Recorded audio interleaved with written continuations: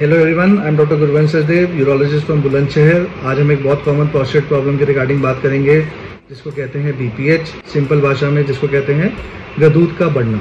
ये 50 साल की उम्र के बाद देखने में मिलती है। इसके जो प्रमुख लक्षण होते हैं वो इस प्रकार होते हैं। पहला, पेशाब बार बार जाना, हर थोड़ी देर में आपको लगना कि मुझे पेशाब आ रहा है। दूसरा, अर्जेंसी, जिसमें कहते हैं कि भाई हमें तुरंत पेशाब के लिए भागना पड़ता है, कंट्रोल नहीं कर पाते हैं। तीसरा, नॉक्टूरिया, रात में कई बार उठना पड़ता है, रात में हमारी नींद पूरी नहीं हो पाती, हर थोड़ी देर में पेशाब करते हैं। चौथा, जिसको कहते हैं कि भाई sense of incomplete emptying of urine, हमें पेशाब करने के बाद भी ऐसा महसूस होना कि भाई हमारा पेशाब अच्छे से खाली नहीं हुआ।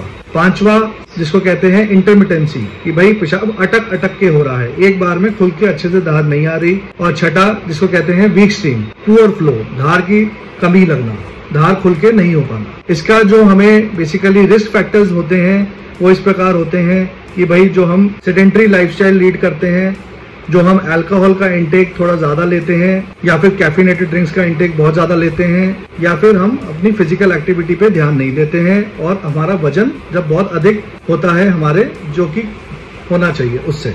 इसका जो डायग्नोसिस किया जाता है वो इस प्रकार होता है। पहला तो एक पेशाब की जांच होती है जिसको कहते हैं यूरोफ्लोमेट्री।